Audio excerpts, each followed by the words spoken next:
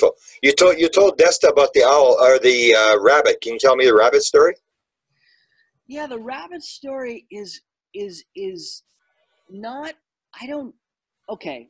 I mean, maybe it is. I don't know. You know, one day when this all started, a couple months into it, I had Ween, my little kitty. One day I always open the window, the door to our backyard, not the screen, keep the screen closed, but in the morning. So Ween, I'll make breakfast for Ween, and she'll be eating and sitting in front of the screen.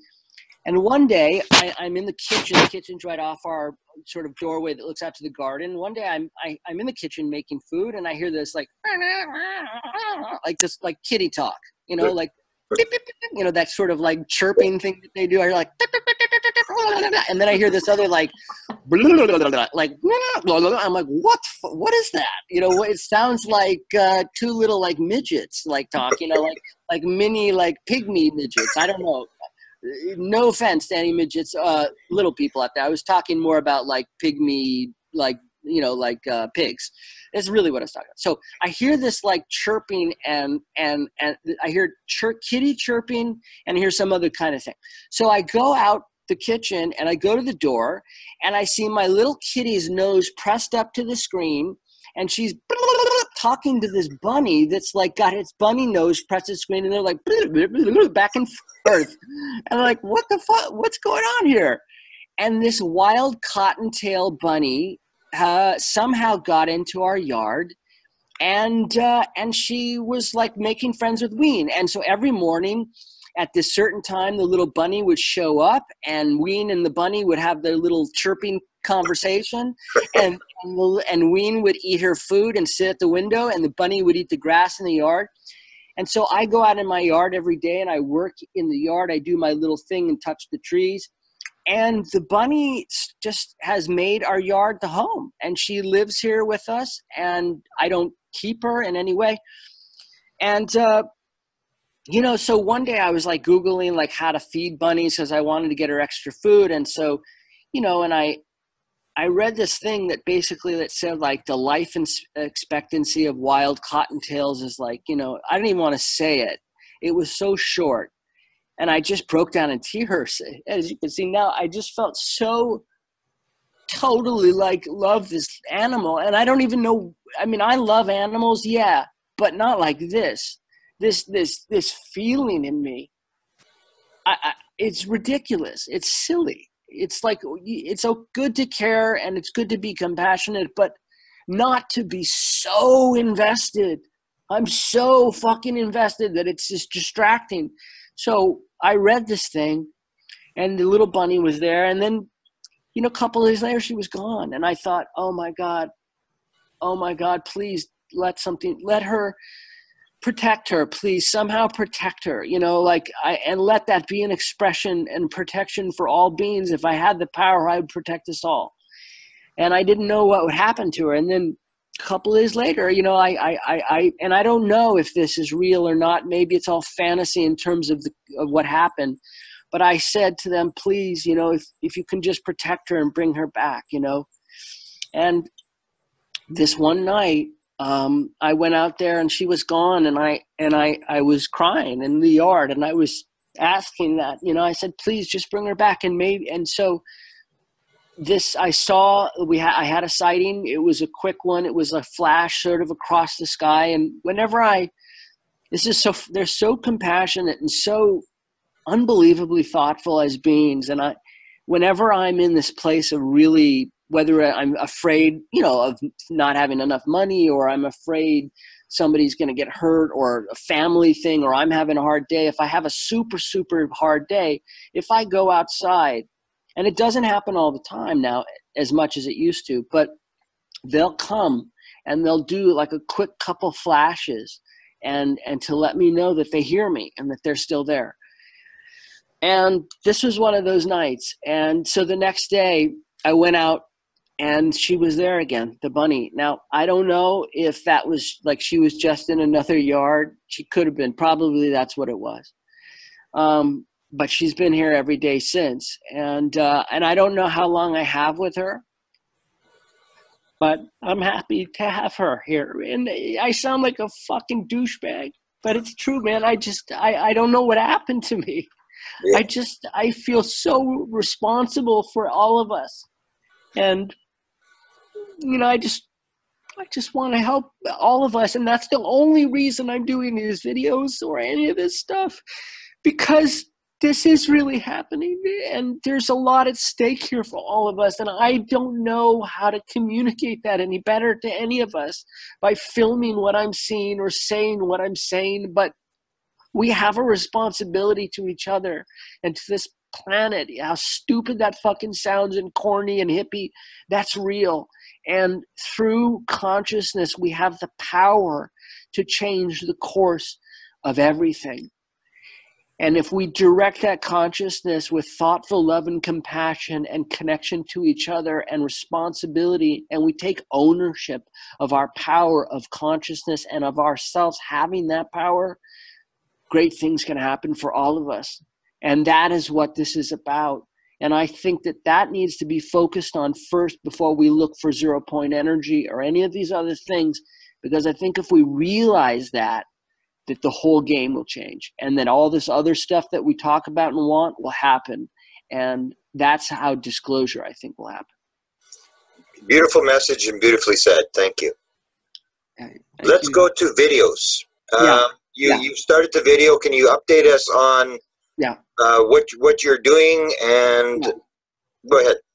Okay. Well, I just made another video 2 days ago, like a talking one that I'm going to put up describing the stuff that's going on, the paranormal stuff that's going on in the house. And by the way, paranormal, UFO, same exact thing. Meaning the space that they both occupy, our spirits, is the space that they occupy as well. Whether they come from that space or not, I don't know, guys. But that is the same space. So I'm having tremendous amount of that every night on command. So I did a video about that and talked about some other stuff. I'm looking into buying a full spectrum camera to try to capture all this paranormal stuff. I'm looking into all different kinds of higher tech cameras that track waveform and heat and distance. I was contacted by 2 NASA scientists couple weeks ago that I didn't mention because I didn't know what I was going to do about it. And basically they have a think tank with other very heavy kind of like smart people who have different fields that they specialize in. And they've expressed an interest from seeing my videos and hearing what I have to say as being similar to what they've gathered in terms of the think tank, and want to help me, assist me in tracking and really drilling down on this military back-engineered fake star thing that I'm seeing and filming every night, and also this other stuff that's legit and, you know, beautiful connection, oneness, family, being family stuff. So I'm going to probably reach out to them more and say, okay, yeah, come aboard. Let's see if we can. I'm going to have coffee with them first to see where their head's at. I didn't want to, and they're not, as far as I know, they could be, but I don't think that they're associated, employed by NASA currently, but they all have had long histories with that agency and other places. Okay. Now they have their own think tank out of the South. Okay. And anyways, I kind of, because of all the scary shit that you see, fear-mongering shit online with doomsday scenarios and government conspiracies and all that stuff, it gave me pause when I was contacted by them. And I didn't know, because I don't really know that world, and I don't know how much of that's real or not real. But I think that they might be good guys and helpful. So I'm going to kind of pursue that. So that's, and, you know, in terms of helping me track the video and film it and identify in a deeper way that I don't think I can with the cameras that I have. Beautiful. And you, let's go through, as I mentioned in the interview, we were talking about, some people were thinking, well, you know, you're picking up whatever on the camera. Right. I pointed out to them, and I'd like you to sort of go through it, that the orb started before the camera. You really weren't a camera guy, or don't have a cell phone camera, or any of that kind of stuff. So can you go through that to say how this thing developed? Absolutely. Yeah. I'm not on Facebook, nor have I ever been on Facebook. I'm not on Twitter. I'm not on any social media platform, nor have I ever been on any social media platform. I don't have an iPhone, nor have I ever had an iPhone. I have literally a beater phone from Costco, a Verizon, little shitty flip phone, believe it or not. I don't know how to use the camera on the phone. I never was on YouTube before we started filming these things. I didn't like any of those things. I didn't want to be able to be reached that way. I didn't have any, I didn't own a camera before any of this. So basically this all happened and I had real contact, and it's, you know, like everything you know about all the orbs, the military stuff that I'm seeing every night, that was all with my eyeballs. And then basically what happened is, you know, after a couple, you know, a month or so or whatever it was, I think it was, no, maybe it was a couple weeks, I don't know, of seeing all this shit, you know, and going, wow. I researched a good infrared camera. I saw Bushnell was a good one. I went to the photography store near us and I bought this $500 Bushnell camera, and I started filming the orbs. Look, guys, they're not bugs. They're not birds. There are hundreds of orbs flying everywhere. When you watch my videos and you see those like flashes of white light that are barely discernible across the camera, it's a giant white orb flying in front of the camera.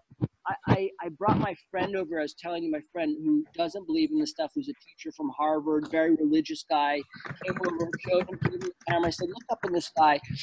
He looked up and he sees hundreds of these orbs, freaked out, dropped the camera, said, I never want to come. Basically, bottom line is, there are orbs everywhere. What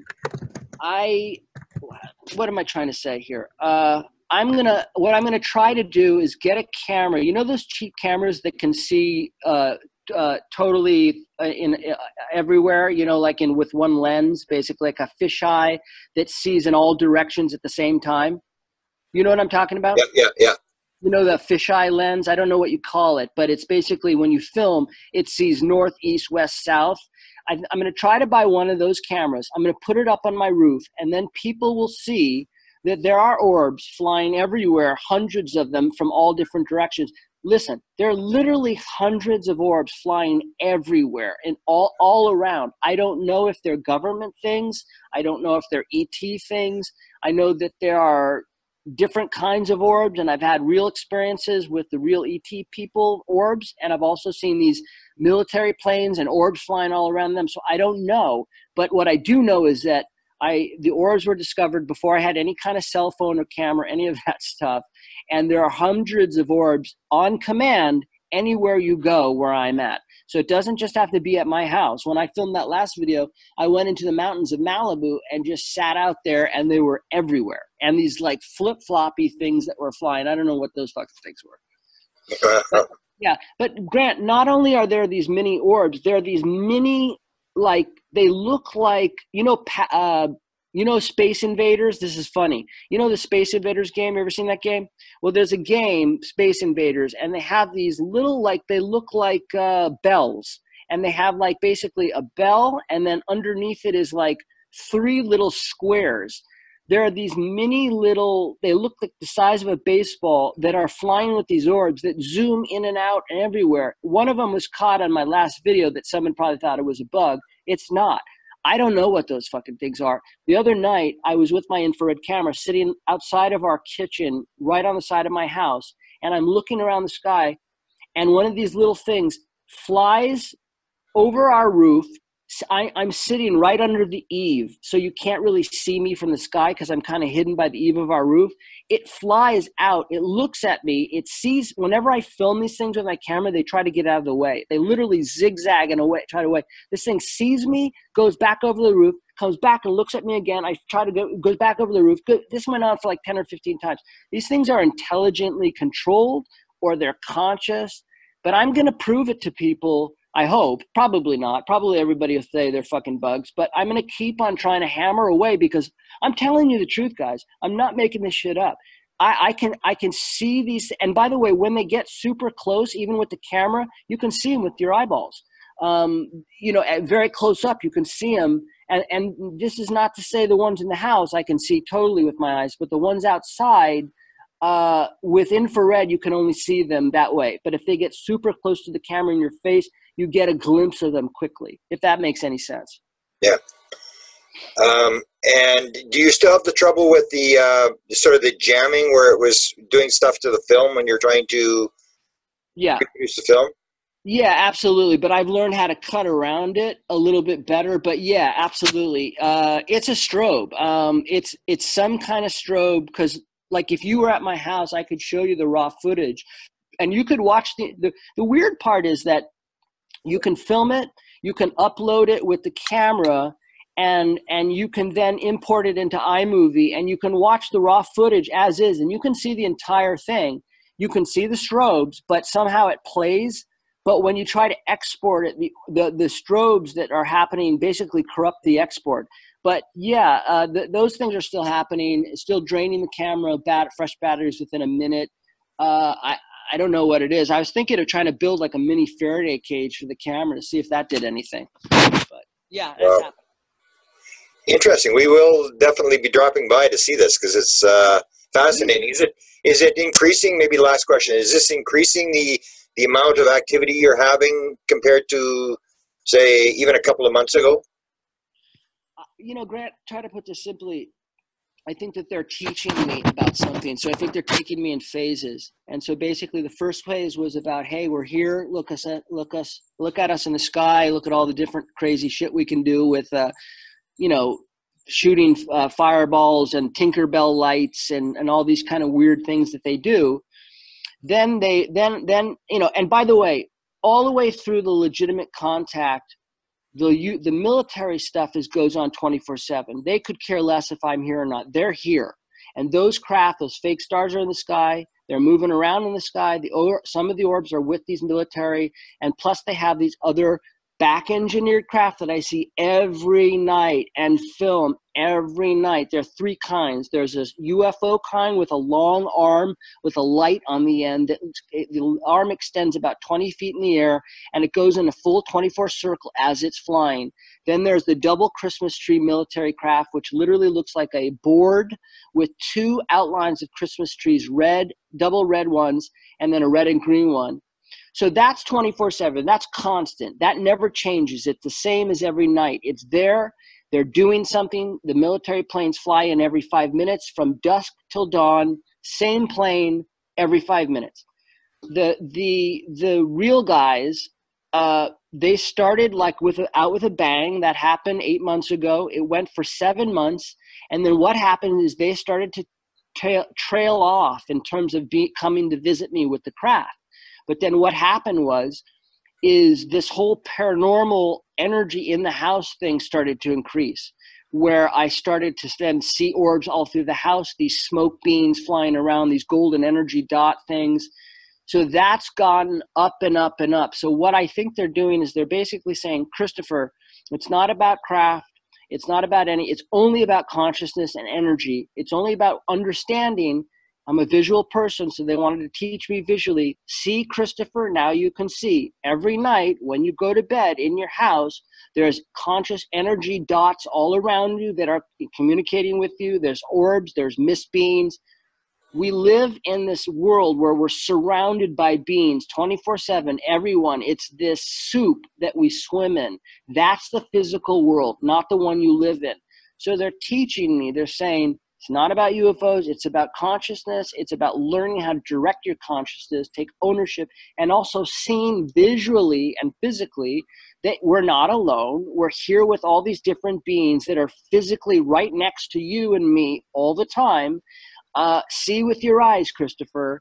They're teaching me about that. So that's what I think is going on, is they're basically saying enough with the UFOs. Now it's on to learning what really the deal is, which is it's this other thing, consciousness, energy, teaching me so I can visually see it and then say to people, hey, this is what's happening. Has nothing to do with me. This is the way the world is. This is what we live in. It's not this physical material world that we live in. And we can create with our consciousness and change the course of things with consciousness if we take ownership that we have the power, that it's a real thing, that it's physical, that we're all sort of connected in this soup with these other beings, wherever they come from. So that's what's going on. They still show up, but they don't show up like they were hammering me for like 7 months every day. Now they're like the UFO thing. It's sparse, but the other stuff is 24/7 and increasing. Yeah, absolutely. Wow. Well, I appreciate your message. It matches the message that I sort of got about 5 years ago. And yes. I'm honored to have gotten to know you. And I think you've added a lot to my story and my understanding of how things work.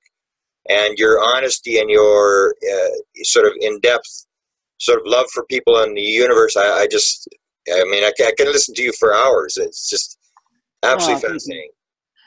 Thank you, Grant, so much. Grant, I just want to say again, you and Desta are, these are big words, but I really believe them to be true trailblazers. You guys have nailed it 100%. You're spot on with everything that you're doing. You're doing amazing, profound work.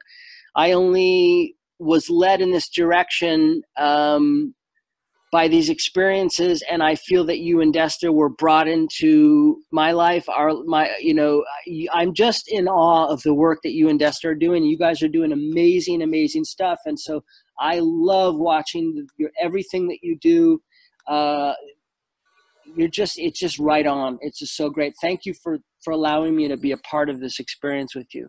Okay, and thank you for allowing us to help you get your message out, because I'm eager to do whatever we can to be a part of your mission and to help, because I really believe that you're onto something, and we'll do whatever we can to help you do whatever we've got to do. Thank you so much. I hope I didn't sound too goofy. I'm just trying to make sense of it as we go through. So thank you again. Okay, beautiful. Awesome. Thank you.